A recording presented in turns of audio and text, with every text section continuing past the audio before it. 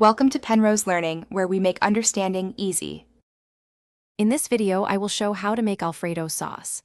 Melt 4 tablespoons butter in a pan over medium heat and add 2 cloves minced garlic, cooking until fragrant.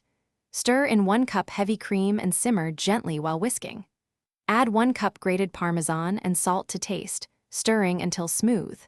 Finish with 1 tablespoon chopped parsley and black pepper, then toss with hot pasta and serve immediately. Use medium heat and patient stirring to keep your Alfredo sauce silky and lump-free. Grate real Parmesan fresh and avoid pre-shredded cheese, which contains anti-caking agents.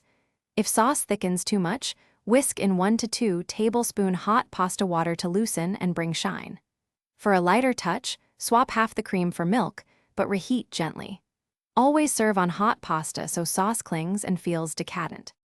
If you are finding this video helpful, please subscribe and like to support the channel.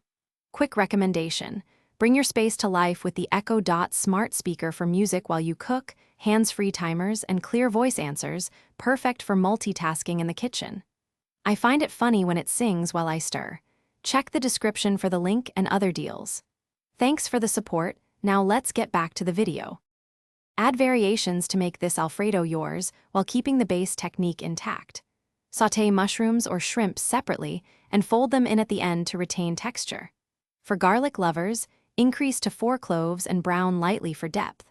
Stir in 1 tablespoon lemon juice and zest for brightness, or fold in 1 cup cooked chicken for protein. Always garnish with parsley and freshly cracked black pepper before serving. Thanks for watching. If this was helpful, leave a like and consider subscribing. See you next time.